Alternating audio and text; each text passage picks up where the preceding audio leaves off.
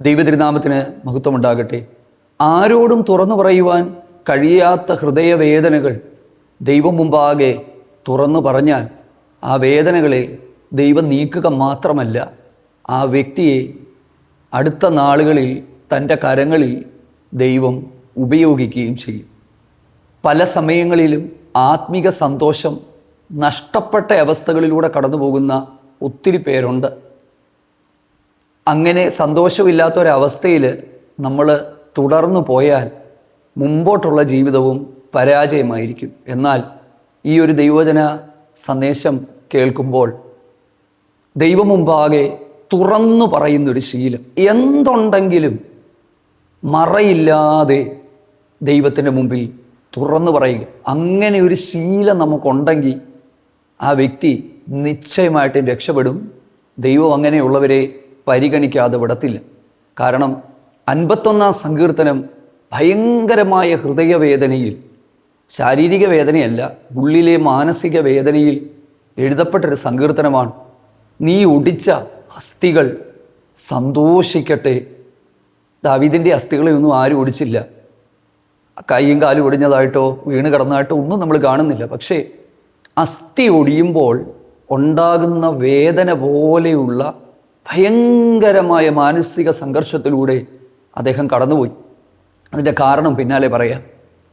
അങ്ങനെ കടന്നുപോയപ്പം ദൈവമുമ്പിലെ കരച്ചിലും പ്രാർത്ഥനയാണ് 51 സങ്കീർത്തനം. എന്നിട്ട് ദൈവത്തോട് പറയുന്ന കുറച്ച് കാര്യങ്ങളുണ്ട്. അന്തർഭാഗത്തിലെ സത്യമല്ലോ അവിടെ നിശ്ചയിക്കുന്നത്, അന്തരംഗത്തിൽ എനിക്ക് ജ്ഞാനം തരണമേ, രക്ഷയുടെ സന്തോഷം തിരികെ തരണമേ, പരിശുദ്ധാത്മാവിനെ എടുക്കല്ലേ. എല്ലാം നഷ്ടപ്പെട്ടു പോകുമോ എന്നുള്ള ഒരു ചിന്ത ആ സങ്കീർത്തനത്തിൻ്റെ ധ്യാനത്തിൽ നമുക്കുണ്ടാകും. പല സമയത്തും നമ്മൾ ചിന്തിക്കും, എല്ലാം തീർന്നു പോകുമോ, എല്ലാം അവസാനിച്ചു പോകുമോ എന്നൊക്കെ ചിന്തിക്കും. ഒരിക്കലുമല്ല. ഇതാണ് ഞാൻ ആദ്യം പറഞ്ഞത്. ഇതാർക്കെങ്കിലും ഒന്ന് പ്രയോജനമാകുന്നെങ്കിൽ ആയിക്കൊള്ളട്ടെ. എന്ത് ജീവിതത്തിലുണ്ടെങ്കിലും ദൈവം മുമ്പിൽ തുറന്നു പറയുന്ന ഒരു ശീലം നമുക്കുണ്ടാകട്ടെ. എന്തുണ്ടെങ്കിലും ഒന്നും മറച്ചു വെക്കാൻ പാടില്ല. പാപ സ്വഭാവമാകട്ടെ, വീഴ്ചകളാകട്ടെ, ലാക്ക് ഓഫ് കോൺഫിഡൻസ്, ആത്മവിശ്വാസത്തിൻ്റെ കുറവ് ആകട്ടെ, സാഹചര്യങ്ങളെ തരണം ചെയ്യാനുള്ള കഴിവില്ലായ്മ, എന്തുമായിക്കൊള്ളട്ടെ, ഇതിനെല്ലാം മറികടക്കാനുള്ള ഒരൊറ്റ വഴി, ഒരു ദൈവിക വ്യവസ്ഥ. തുറന്ന മനസ്സോടെ ഒരു പൊട്ടനെ പോലെ ദൈവത്തിന് മുമ്പാകെ ഇതൊക്കെ തുറന്നു പറയാൻ നമ്മൾ തയ്യാറായാൽ ഒരു കാര്യം ഉറപ്പാണ് പ്രിയപ്പെട്ടവരെ, ദൈവം ആ വ്യക്തിയുടെ ജീവിതത്തെ മാറ്റും. വളരെ വേഗം പരിശുദ്ധാത്മാവിൻ്റെ ദൈവവചന ധ്യാനത്തിങ്കിൽ തന്ന ചില ചിന്തകൾ നിങ്ങളുമായിട്ട് പങ്കുവെക്കുവാനായിട്ട് ആഗ്രഹിക്കുകയാണ്. 51 സങ്കീർത്തനമാണ്. ഞാൻ ഈ സങ്കീർത്തനം വായിച്ച് ദൈവമേ, എല്ലാ ദിവസവും ദൈവവചനം ആൾക്കാരോട് പറയുവാണല്ലോ, കർത്താവിന് എന്താണ് സംസാരിക്കാനുള്ളത്, ആരെങ്കിലും ദൈവത്തിന് വിടുവിക്കാനുണ്ടെങ്കിൽ ഒന്ന് വിടുവിക്കണം എന്ന് പ്രാർത്ഥിച്ച് ഞാൻ ഈ ഭാഗം ധ്യാനിച്ചപ്പോൾ എനിക്കൊരു കാര്യം മനസ്സിലായി.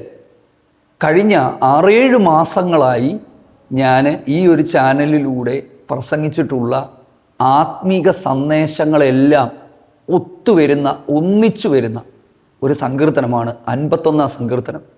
അതുകൊണ്ട് സാധാരണയുള്ള വീഡിയോയിലും കുറച്ചിത് മുമ്പോട്ട് പോകും. സമയം അനുസരിച്ച് കേൾക്കുക. കാരണം ഇത്രയും നാൾ പറഞ്ഞതെല്ലാം ഈ 51 സങ്കീർത്തനത്തിലുണ്ട്. വെറുതെ ഒരു കഥയായിട്ടോ ചരിത്രമായിട്ടോ ദാവീദ് പാപം ചെയ്തപ്പം ഇതൊക്കെ സംഭവിച്ചതാണല്ലോ എന്നൊന്നും കരുതി വിടരുത്. വളരെ ശ്രദ്ധിച്ചത് കേൾക്കണം. അതായത് ഈ ഒരു സങ്കീർത്തനമെന്ന് പറയുന്നത് ദൈവം തന്നെ വെറുക്കുന്നതല്ല, സ്നേഹത്തോടെ ശിക്ഷിക്കുന്നതാണ്. മാനസാന്തരത്തിലേക്കും പുനഃസ്ഥാപനത്തിലേക്കും ദൈവം തന്നെ മടക്കി വരുത്തുകയാണെന്ന് ദാവീദിന് മനസ്സിലായി. ഒരു ചെറിയ പാപമെങ്കിലും ചെയ്യുമ്പം ഹൃദയത്തിൻ്റെ അകത്ത് ഭയങ്കരമായ വേദനകൾ ഉണ്ടാകാറുണ്ടോ? ഉണ്ടാകുന്നുണ്ടെങ്കിൽ അതൊരു നല്ലൊരു അടയാളമാണ്. ചിലർ ചോദിക്കും, എനിക്കങ്ങ് ഭയങ്കര പാപബോധമാണ്, ഭയങ്കര വേദനയാണ്. ഞാനൊരു കാര്യം നിങ്ങളോട് പറയാം, നിങ്ങൾ ദൈവത്തോട് ഒരു നല്ല ബന്ധത്തിലാണ്. എന്താണ് കാരണമെന്നറിയാമോ? പറയാം.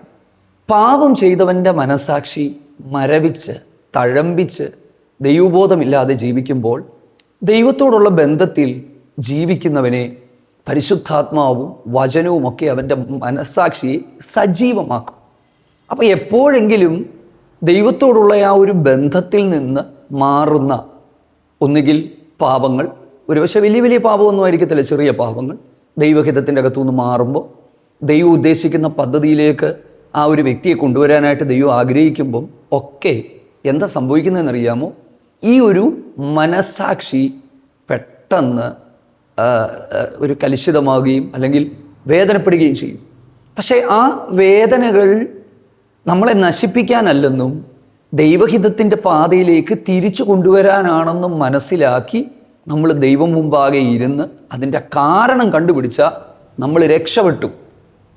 അല്ല, നമ്മൾ ആ ഒരു ഭാരം വഹിച്ച് ദൈവത്തിന് എന്നെ വേണ്ട, ദൈവം എന്നെ തള്ളിയതാണ്, ഇനി ഞാൻ ഒരിക്കലും രക്ഷപ്പെടത്തില്ല, ഇങ്ങനെയൊക്കെ കരുതി നമ്മൾ മുമ്പോട്ട് പോയാൽ പ്രിയപ്പെട്ടവരെ, ദൈവത്തിന് പോലും ആ വ്യക്തിയെ രക്ഷിക്കാനായിട്ട് പറ്റുമെന്ന് എനിക്കറിയില്ല. കാരണം പല വേളകളിൽ ദൈവം ഇങ്ങനെ ഇടപെട്ടുകൊണ്ടിരിക്കുകയാണ്. അപ്പോൾ തീർച്ചയായിട്ടും ഈ ഒരു 51-ാം സങ്കീർത്തനം നമ്മളെ ദൈവത്തിങ്കിലേക്ക് മടക്കി വരുത്തുന്ന ഒരു അനുതാപ സങ്കീർത്തനമാണ്, ഒരു പശ്ചാത്താപ ഗീതമാണ് ഈ സങ്കീർത്തനമെന്ന് പറയുന്നത്. വളരെ പെട്ടെന്ന് ഈ സങ്കീർത്തനത്തിലെ ആഴമായ ആത്മിക ചിന്തകളിലേക്ക് നമുക്ക് പോകാം. 51-ാം സങ്കീർത്തനം ദൈവത്തിൻ്റെ കരുണയിലും കൃപയിലും ആശ്രയിച്ചുകൊണ്ടാണ് ആരംഭിക്കുന്നത്. ദൈവമേ, നിൻ്റെ ദയയ്ക്ക് തക്കവണ്ണം എന്നോട് കരുണ തോന്നണമേ, അല്ലെങ്കിൽ എൻ്റെ പാപങ്ങൾ കഴുകണമേ, എൻ്റെ ലംഘനങ്ങളെ ക്ഷമിക്കണമേ എന്നൊക്കെ പറഞ്ഞുകൊണ്ട് ദൈവത്തിൻ്റെ ദയയിലും ദൈവത്തിൻ്റെ കൃപയിലും ആശ്രയിച്ചുകൊണ്ടാണ് ഈ സങ്കീർത്തനം ആരംഭിക്കുന്നത്. അത് നിങ്ങൾ വായിച്ചു നോക്കുമ്പോൾ നിങ്ങൾക്കത് മനസ്സിലാകും. നമ്മൾ ഈ സാധാരണയിൽ നിന്ന് വ്യത്യസ്തമായി ഈ ഒരു സങ്കീർത്തനത്തിലെ വാക്യങ്ങൾ ഓരോന്നും പറഞ്ഞ് അതിൻ്റെ അകത്തുനിന്ന് ഓരോ ആത്മിക ചിന്തകൾ, ദൂതുകൾ നിങ്ങളോട് പറയാനായിട്ട് ആഗ്രഹിക്കുകയാണ്. അപ്പം ഒത്തിരി പ്രശ്നങ്ങൾ മുന്നിലുണ്ടെങ്കിലും, ഒത്തിരി കുഴപ്പങ്ങൾ ജീവിതത്തിലുണ്ടെങ്കിലും, ദൈവത്തിൻ്റെ കരുണയിലും ദയയിലും വിശ്വസ്തതയിലും ആശ്രയിച്ചുകൊണ്ടാണ് ആ ദൈവഭക്ത ദൈവം മുമ്പിലേക്ക് ചെല്ലുന്നത്. പ്രിയപ്പെട്ടവരെ, സഹായത്തിനുള്ള കൃപ പ്രാപിപ്പാനായി കൃപാസനത്തോട് അടുത്ത് വരണം. ദൈവമേ, അങ്ങയുടെ കൃപ എനിക്ക് ആവശ്യമാണ്, അങ്ങയുടെ കരുണ എനിക്ക് ആവശ്യമാണെന്നുള്ള ആവശ്യബോധത്തോടെ ദൈവസന്നിധിയിലേക്ക് അടുത്ത് ചെല്ലുക. എന്നെ നന്നായി കഴുകി, രണ്ടാമത്തെ വാക്യം അങ്ങനെയാണ്, എൻ്റെ അകൃത്യം പോക്കണമേ, എൻ്റെ പാപം നീക്കി എന്നെ വെടിപ്പാക്കണമേ. അപ്പം എൻ്റെ ലംഘനങ്ങളെല്ലാം ക്ഷമിക്കണമേ, പാപം മായ്ക്കണമേ, അകൃത്യം നീക്കണമേ, എല്ലാം പാപക്ഷമയ്ക്ക് വേണ്ടിയുള്ളതാണ്. കഴുകണമേ, മായ്ക്കണമേ, പോക്കണമേ, വെടിപ്പാക്കണമേ.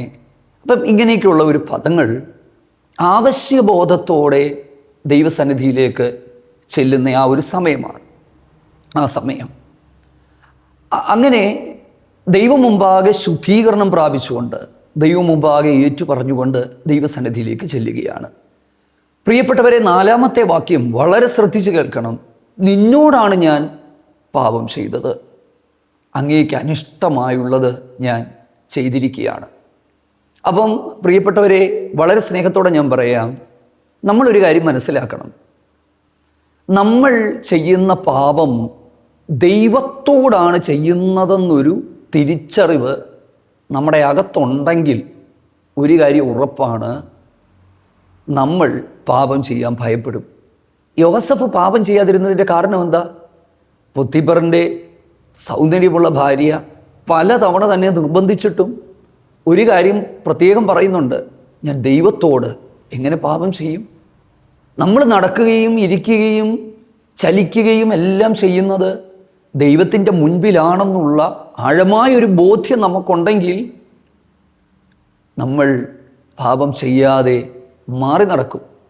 പല ആളുകൾക്കും ഞായറാഴ്ച ദൈവം മുമ്പിലാണ്, വെള്ളിയാഴ്ച ദൈവം മുമ്പിലാണ്, ബുധനാഴ്ചയാണ് എന്നുള്ള ഒരു ചിന്ത, അതായത് പ്രാർത്ഥനകൾക്ക് മാത്രം വരുമ്പോൾ ദൈവം മുമ്പിലാണെന്നുള്ള ഒരു ചിന്തകളിലേക്ക് പല സമയത്തും പല ആളുകളും പോകുന്നത് കൊണ്ട് തലമുറകളിലേക്കെങ്കിലും ഞാൻ ഈ പറയുന്ന ഒരു സന്ദേശം കൊടുക്കണം. ഞാൻ എപ്പോഴും നടക്കുന്നത് ദൈവത്തിൻ്റെ മുമ്പിലാണ്. ഞാനൊരു കളവ് പറഞ്ഞാൽ, ഞാൻ തെറ്റായ ഒരു കാര്യം സംസാരിച്ചാൽ എന്നെ കാണുന്ന ഒരു ദൈവമുണ്ട് എന്നുള്ള ഒരു ചിന്ത. 5-6 വാക്യങ്ങളിലേക്ക് വരുമ്പോൾ ഞാൻ സാധാരണയുള്ള എൻ്റെ എല്ലാ വീഡിയോകളിലും പറഞ്ഞിട്ടുള്ളതുപോലെ, ഒരു പാപം, ശ്രദ്ധിച്ച് കേൾക്കുക, ഒരു പാപം അടുത്ത പാപത്തിലേക്ക് വഴിവെക്കും. ഇവിടെ ദാവീദ് ചെയ്ത പാപം നമുക്കറിയാം. ഊരിയാവിൻ്റെ ഭാര്യയായ ബേത്ശേബയെ മോഹിച്ചതാണ്. ലംഘിച്ച കൽപ്പന 10ാമത്തെ കൽപ്പനയാണ്. ശ്രദ്ധിക്കണേ, 10ാമത്തെ കൽപ്പനയാണ്. അതായത് മോഹിക്കരുത് എന്നുള്ള 10ാമത്തെ കൽപ്പനയാണ്. പക്ഷെ 10ാം കൽപ്പന ലംഘനം പിന്നീട് 5 തൊട്ട് 10 വരെയുള്ള സകല കൽപ്പനകളും ദാവീദ് ലംഘിച്ചു. ഇന്നും ഒരു പാപം അടുത്ത പാപത്തിലേക്ക് വഴിവെക്കുമെന്നുള്ളത് നമ്മൾ എപ്പോഴും ഓർക്കണം. ഞാൻ മാസങ്ങൾക്ക് മുമ്പ് ഞാൻ പാപത്തെക്കുറിച്ച് പ്രസംഗിച്ചപ്പോൾ ഞാൻ പറഞ്ഞു, കയ്യിൻ്റെ മുഖം കറുത്തിരുന്നു, അല്ലെങ്കിൽ കയ്യിൻ്റെ മുഖം കറുത്തിരുന്നു എന്നുള്ളതല്ല, കയ്യിൻ്റെ മുഖം വാടിയിരുന്നു എന്നുള്ളതാണ്. അപ്പം കയ്യിൻ്റെ മുഖം വാടിയിരുന്നപ്പം ദൈവം ചോദിച്ചു, നിൻ്റെ മുഖം എന്തിനാണ് വാടുന്നത്? നീ നന്മ ചെയ്യുന്നതിൽ പ്രസാദമില്ലേ? പാപം നിൻ്റെ വാതിൽക്കൽ കിടക്കുന്നു. പക്ഷേ ദൈവത്തിൻ്റെ മുന്നറിയിപ്പ് അവഗണിച്ചുകൊണ്ട് യാത്ര ചെയ്തു പോയ കയ്യിൽ ഭൂമിയിലെ ആദ്യത്തെ കൊലപാതകനായി മാറി. മനസ്സിലാക്കണം, പലതിനെയും നമ്മൾ മുളയിലേ നുള്ളാൻ തയ്യാറായാൽ അടുത്ത ലെവലിലേക്ക് പോകില്ല. ദാവീദിന് സംഭവിച്ചൊരു പാപം അങ്ങനെയുള്ള ഒരു പ്രത്യേക പാപമായിരുന്നു. ഞാൻ അതിനെക്കുറിച്ച് കൂടുതലായിട്ട് നിങ്ങളോട് പറയാം. 5ാമത്തെ വാക്യത്തിൽ താൻ പറയുന്നൊരു കാര്യമുണ്ട്, പാപത്തിൽ എൻ്റെ അമ്മ എന്നെ ഗർഭം ധരിച്ചു. അടുത്തത്, അപ്പം തൻ്റെ പാപ സ്വഭാവത്തെ അംഗീകരിക്കുകയാണ്. ദൈവമേ, അന്തരംഗത്തിൽ എന്നെ ജ്ഞാനം ഗ്രഹിപ്പിക്കണമേ, അന്തർഭാഗത്തിലെ സത്യമല്ലോ അവിടുന്ന് ആഗ്രഹിക്കുന്നത്. എന്നെ നിർമ്മലനാകേണ്ടതിന് ഈസോപ്പ് കൊണ്ട് എന്നെ ശുദ്ധീകരിക്കണമേ, ഹിമത്തേക്കാൾ വെളുക്കേണ്ടതിന് എന്നെ കഴുകണമേ. ശ്രദ്ധിച്ച് ഒന്ന് മനസ്സിലാക്കണം. ദാവീദ് ചെയ്ത പാപത്തെക്കുറിച്ച് രേഖപ്പെടുത്തിയിരിക്കുന്നു. ഇതിനു മുമ്പ് ഞാനത് പറഞ്ഞിട്ടുണ്ട്. ഒന്ന് ശ്രദ്ധിച്ച് കേൾക്കുക. പുതുതായിട്ട് പലരും വീഡിയോയിലേക്ക് വന്നിട്ടുള്ളതുകൊണ്ടാണ് ഞാനിത് പറയുന്നത്. 2 ശമൂവേൽ 11-ാം അധ്യായത്തിലാണ് ദാവീദ് ബേർശേബയെ മോഹിച്ചുള്ള പാപം ചെയ്യുന്നത്. ആ അധ്യായം ആരംഭിക്കുമ്പോൾ പരിശുദ്ധാത്മാവ് എഴുതി ചേർത്തിരിക്കുന്നു, പിറ്റേ ആണ്ടിൽ രാജാക്കന്മാർ യുദ്ധത്തിന് പോകുമ്പോൾ ദാവീദ് യെരുശലേമിൽ താമസിച്ചു. യോവാബും കൂടെയുള്ളവരും അമ്മോന്യദേശത്തെയും രബ്ബയും ഒക്കെ നിരോധിക്കാനായിട്ട് പോവുക. എന്താ സംഭവം? ശ്രദ്ധിച്ചൊന്ന് മനസ്സിലാക്കണം. അതിൻ്റെ പിന്നിലെ അധ്യായം 10-ാം അധ്യായത്തിൻ്റെ ഏറ്റവും ഒടുവിലത്തെ വാക്യത്തിൽ നമ്മൾ കാണുന്നത്, ദാവീദ് അമ്മോന്യർക്കെതിരെ പടനിരത്തി 700 തേരാളികളെയും 30,000 40,000 കുതിരച്ചേവകരെയും ദാവീദ് കീഴ്പ്പെടുത്തി. ഒരു വലിയ ജയം കിട്ടി. പക്ഷെ വലിയൊരു ജയം കിട്ടിയതിൻ്റെ ആലസ്യത്തിൽ കുറച്ച് നാൾ കഴിഞ്ഞപ്പം മട്ടുപ്പാവിൽ അല്ലെങ്കിൽ മാളിക മുറിയിൽ കട്ടിലിൽ ഉച്ചക്കൊക്കെ കിടന്ന് വിശ്രമിച്ച് എഴുന്നേറ്റ് വന്നപ്പോഴാണ് കണ്ണുകളിലൂടെ പാപം വന്നത്. നമ്മൾ ഈ പാപത്തെക്കുറിച്ച് ഭയങ്കര ഗൗരവമായിട്ട് പഠിക്കേണ്ടതായിട്ടുണ്ട്. അതായത് പാപം അവസരം കിട്ടുമ്പോഴാണ് നമ്മുടെ ജീവിതത്തിൽ വരുന്നത്. നമ്മൾ ഉപവാസ പ്രാർത്ഥനയ്ക്ക് ഇരിക്കുമ്പോഴും, നമ്മൾ ആരാധനയ്ക്ക് പോകുമ്പോഴും, നമ്മൾ പള്ളിയിൽ പോകുമ്പോഴും ഒന്നും പാപം ഉണ്ടാകാൻ സാധ്യതയില്ല. പാപം അവസരം കിട്ടുമ്പോൾ, ഒറ്റയ്ക്ക് മുറിയിലായിരിക്കുമ്പോൾ, ജോലി സ്ഥലത്ത്, ദൈവത്തിൽ നിന്ന് ചിലപ്പോൾ അകന്നു മാറി നിൽക്കുന്ന സാഹചര്യങ്ങളിൽ, കുട്ടികളിൽ നിന്നും ജീവിത പങ്കാളിയിൽ നിന്നും മാറുമ്പോൾ. അതുകൊണ്ടാണല്ലോ ഫാമിലി ലൈഫിൽ പോലും കൃത്യമായൊരു കാര്യം പറയുന്നുണ്ട്, നിങ്ങളുടെ അജിതേന്ദ്രിയത്വം നിമിത്തം, ഇംഗ്ലീഷ് ബൈബിളിൽ എഴുതിയിരിക്കുന്നത് due to your lack of self control, പിശാച് നിങ്ങളെ പരീക്ഷിക്കാതിരിക്കേണ്ടതിന് കൂടിച്ചേർന്നിരിക്കണം. ഹസ്ബൻഡ് ആൻഡ് വൈഫ് റിലേഷൻഷിപ്പിൽ പോലും പിശാചിൻ്റെ പ്രവൃത്തികൾ ഉണ്ടാകാൻ സാധ്യതയുണ്ടെന്നാണ് പറയുന്നത്. സെൽഫ് കൺട്രോൾ ഇല്ലാതെ വന്നാൽ പാപത്തിലേക്ക് പോകാം. ദൈവവചനം എത്ര വ്യക്തമായിട്ടാണ് അതിനെക്കുറിച്ച് പറയുന്നത്. അതുകൊണ്ട് പാപം അലസമായ ജീവിതത്തിലൂടെ ചില സമയങ്ങളിൽ എത്തും. പ്രാർത്ഥന കുറയുമ്പോൾ, ദൈവാശ്രയം കുറയുമ്പോൾ, ദൈവത്തിൽ നിന്ന് അകന്നു മാറുമ്പോൾ, ദൈവവചന ധ്യാനം കുറയുമ്പോഴൊക്കെ അതിനുള്ള സാധ്യതകളുണ്ട്. ഞാൻ കുറച്ച് നാളുകൾക്ക് മുമ്പ് ഞാൻ പറഞ്ഞിട്ടുണ്ട്, റോമാലേഖനത്തിൽ നിന്ന് നമ്മൾ അന്ന് ചിന്തിച്ചു. റോമാലേഖനം 6-ാം അധ്യായത്തിൻ്റെ 12-ാമത്തെ വാക്യമാണ് വാഴുന്ന പാപങ്ങൾ. 7-ാം അധ്യായത്തിൽ വസിക്കുന്ന പാപങ്ങൾ. ഈ 2 പാപങ്ങളും രക്ഷിക്കപ്പെട്ട വിശ്വാസിയെ പോലും ബന്ധനത്തിലാക്കുന്നതാണ്. എന്നാൽ പരിശുദ്ധാത്മാവിന് ഈ പാപ സ്വഭാവങ്ങളിൽ നിന്ന് നമ്മളെ പുറത്തു കൊണ്ടുവരാനായിട്ട് പറ്റും. ഇങ്ങനെയുള്ള പാപങ്ങൾ കുറച്ച് മുമ്പ് ഞാൻ പറഞ്ഞതുപോലെ ഭയങ്കരമായ ആന്തരിക വേദനയിലേക്ക് നമ്മളെ നയിക്കും.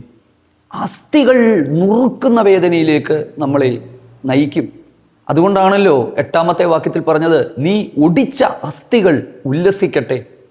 കുറച്ചു മുമ്പ് പറഞ്ഞതുപോലെ ദാവീദ് യാത്ര ചെയ്തുമ്പം വീണ് കയ്യോ കാലോ ഒടിയുവോ നട്ടല് തകർന്ന് ബെഡ് റെസ്റ്റിൽ കിടക്കുകയോ ഒന്നും ചെയ്തിട്ടില്ല. ഒടിച്ച അസ്ഥികൾ എന്ന് പറയുന്നത് എന്താണ്? നമ്മൾ ആ ഭാഗം പഠിക്കുമ്പോൾ അദ്ദേഹത്തിൻ്റെ ഒരസ്ഥി ഒടിഞ്ഞിട്ടില്ല.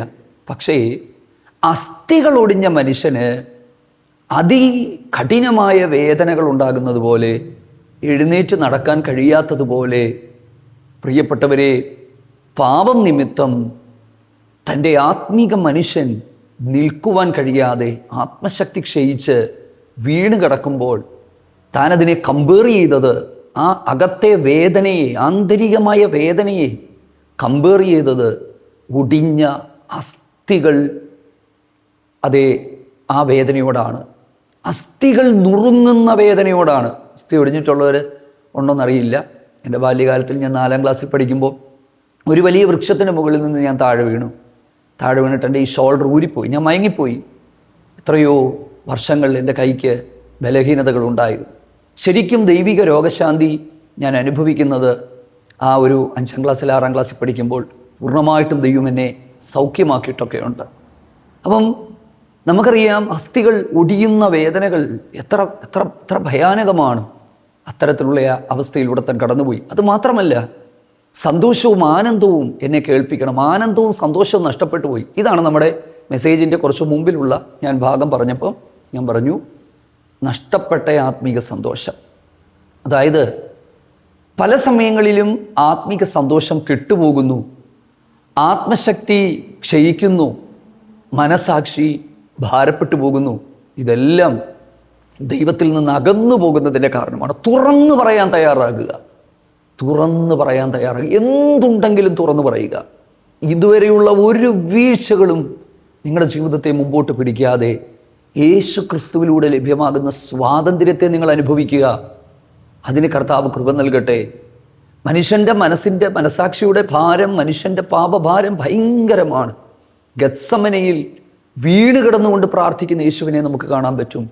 ഇഹലോകത്തിൻ്റെ സകല പാപത്തിൻ്റെ ഭാരവും ചുമലിൽ വഹിച്ചുകൊണ്ട് അവിടുന്ന് കാൽവറിയിലേക്ക് കയറിയത് നമ്മൾ ഇനി ആ ഭാരം അനുഭവിക്കാതിരിക്കാനായിട്ടാണ്. പക്ഷെ നമ്മളത് ഇറക്കി വെക്കണം. കുറച്ച് വർഷങ്ങൾക്ക് മുമ്പ് രസകരമായ ഒരു അനുഭവം ഉണ്ടായി. അതായത് ഞാൻ ശുശ്രൂഷിക്കുന്ന ചർച്ചിൽ 16-17 വർഷമായിട്ട് ഞാനിവിടെ ദൈവദാസനാണ്. എൻ്റെ സ്വന്തം നാട്ടിലാണ്. നാട്ടുകാർ തന്നെയാണ് കൂടെയുള്ളവർ. അപ്പം ഒരു പാവപ്പെട്ട ഒരച്ചായന് അദ്ദേഹത്തിൻ്റെ വീട് പെയിൻറ്റ് ചെയ്യാനായിട്ട് ചർച്ചിലെ യുവജനങ്ങളെല്ലാം കൂടി തീരുമാനിച്ചു. അങ്ങനെ ഞങ്ങൾ പെയിൻ്റ് എല്ലാം വാങ്ങി 2-3 ദിവസങ്ങൾ പോയി നിന്ന് ഭയങ്കര സന്തോഷമാണ്. പെയിൻറ്റിങ് എല്ലാം ചെയ്തു കഴിഞ്ഞ് ഒരു ഭിത്തിയുടെ ഭാഗത്ത് ഒരുപാട് അഴുക്കായിരുന്നു. ഞങ്ങൾ കുറച്ചൊക്കെ ഒന്ന് കഴുകി പെയിൻറ്റ് ചെയ്തു. ഭയങ്കര മനോഹരമായിരുന്നു. പക്ഷേ ഒരു 2-3 ആഴ്ച കഴിഞ്ഞപ്പം സങ്കടകരമായ ഒരു അനുഭവം ഉണ്ടായി. അനുഭവം എന്താണെന്നറിയാമോ? ഈ പെയിൻറ്റ് അകത്തടിച്ച ചില ഭാഗങ്ങളിൽ പെയിൻറ്റിൻ്റെ ഭംഗി നഷ്ടപ്പെടത്തക്ക നിലയിൽ അകത്തുനിന്ന് ചില കറുത്ത പാടുകൾ തെളിഞ്ഞു വന്നു. ഭയങ്കര വിഷമമായിപ്പോയി. ഇത്രയും കഷ്ടപ്പെട്ടടിച്ചിട്ട് ഇതെന്താ സംഭവിച്ചത്? പിന്നീട് ഒരു പെയിൻറ്ററിനോട് ഈ കാര്യം സംസാരിച്ചപ്പം അദ്ദേഹം പറയുകയാണ്, ചില സ്ഥലങ്ങളിൽ നമ്മൾ 1-2 കോട്ടൊന്നും അടിച്ചാലൊന്നും പറ്റത്തില്ല. ആ അഴുക്ക് കളയണം. പിന്നെ ചിലപ്പോൾ അവിടെ വൈറ്റ് സിമെൻ്റ് അടിക്കേണ്ടതായിട്ട് വരും. എന്താണ് അതിൻ്റെ പ്രശ്നമെന്ന് കണ്ടുപിടിച്ച പ്രശ്നം മാറ്റിയിട്ട് നമ്മൾ പെയിൻ്റ് അടിച്ചില്ലെങ്കിൽ വീണ്ടും അകത്തേത് തെളിഞ്ഞു വരും. എൻ്റെ പ്രിയപ്പെട്ടവർ, എന്ത് മനസ്സിലായി? നമ്മുടെ ജീവിതത്തിൽ പല സമയത്തും ഈ അകത്ത് കിടക്കുന്ന കുറച്ച് സാധനങ്ങളുണ്ട്. ഈ അകത്ത് കിടക്കുന്നത് എന്താണ് കുഴപ്പമെന്ന് കണ്ടുപിടിക്കുക. അത് ദൈവത്തിൻ്റെ മുമ്പിലേക്ക് നമ്മൾ എത്തി കണ്ടുപിടിക്കേണ്ടതാണ്. അത് കണ്ടുപിടിച്ച ശേഷം, അത് ക്രമീകരിച്ചതിന് ശേഷം നമ്മൾ പ്രാർത്ഥിക്കാൻ തയ്യാറാകുക. ദാവീദ് പറയുന്നൊരു കാര്യം, എനിക്ക് നഷ്ടപ്പെട്ട സന്തോഷം, ദൈവമേ നിർമ്മലമായൊരു ഹൃദയം എന്നിൽ തരണമേ, എൻ്റെ അന്തരംഗത്തിൽ എന്നെ ജ്ഞാനം ഗ്രഹിപ്പിക്കണമേ, സന്നിധിയിൽ നിന്ന് തള്ളിക്കളയരുത്, രക്ഷയുടെ സന്തോഷം നഷ്ടപ്പെട്ടു പോയി, എനിക്കത് തിരിച്ചു തരണം, മനസ്സൊരുക്കമുള്ള ആത്മാവിനാൽ എന്നെ താങ്ങണമേ. ഇത്രയും കാര്യങ്ങളാണ്. എന്താണ് ഈ അന്തരംഗത്തിലെ ജ്ഞാനം? ഞാൻ അതിനെക്കുറിച്ച് എപ്പോഴെങ്കിലും പിന്നീട് പറയാം. അന്തരംഗത്തിലെ ജ്ഞാനം എന്ന് പറയുന്നത് നമ്മുടെ ഹൃദയാന്തർഭാഗത്തുണ്ടാകേണ്ടുന്ന ഒരു ജ്ഞാനമാണ്. പുതിയ നിയമത്തിലേക്ക് വരുമ്പോൾ പരിശുദ്ധാത്മാവ് ചെയ്യുന്ന ഏറ്റവും വലിയ പ്രവൃത്തികളിൽ ഒന്ന് ദൈവവചനത്തെ ഹൃദയത്തിൻ്റെ പലകകളിൽ എഴുതുന്നു എന്നുള്ളതാണ്.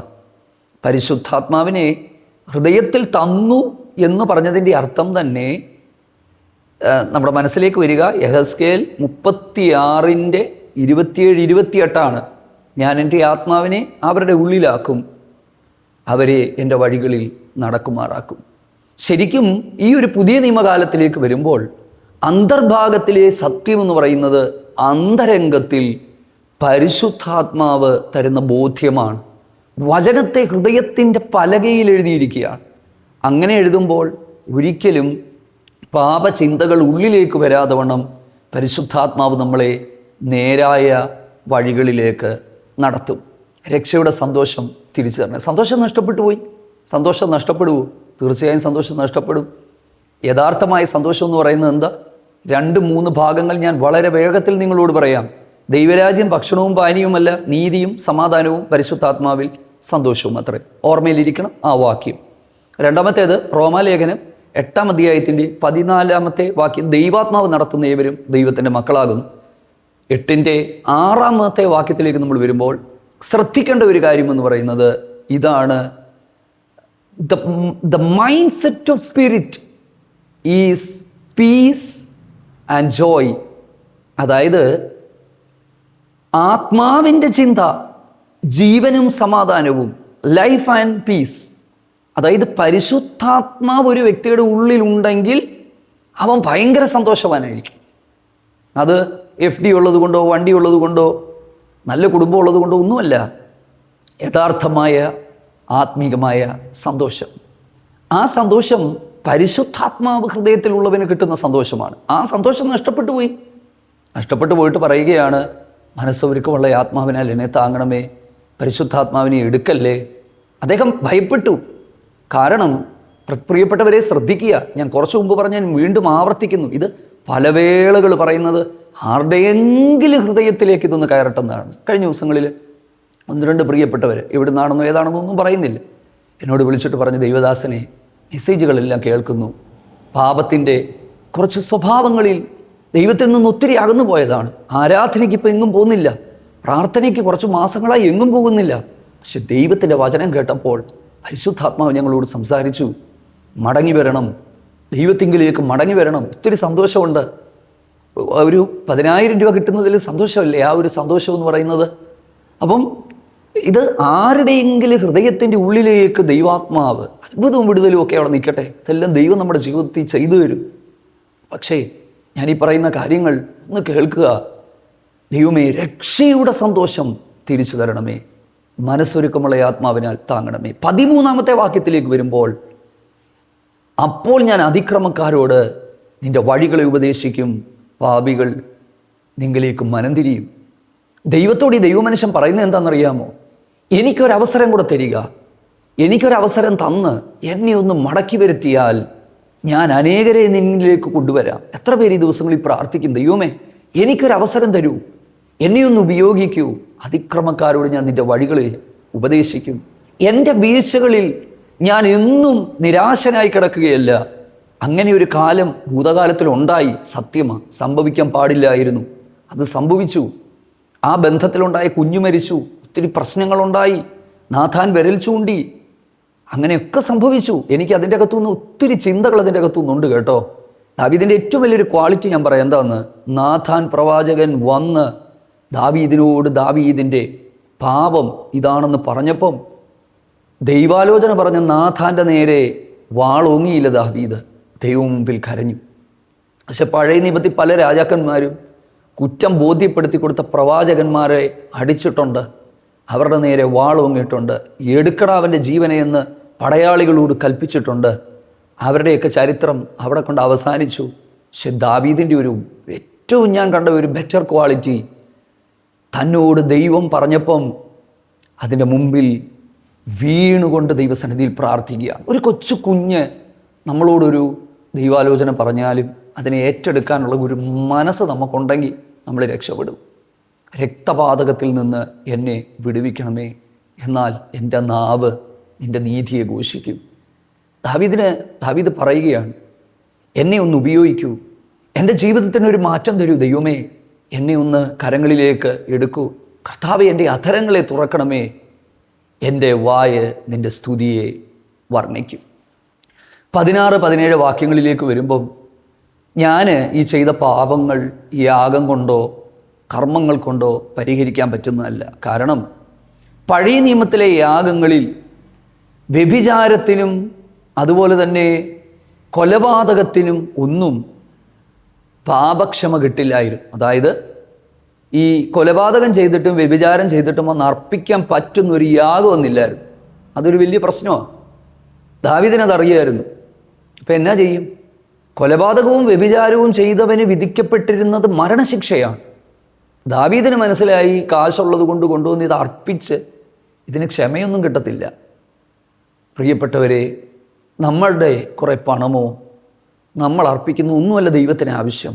ദൈവമേ, ദൈവത്തിൻ്റെ ഹനനയാഗം തകർന്നിരിക്കുന്ന മനസ്സാണ്.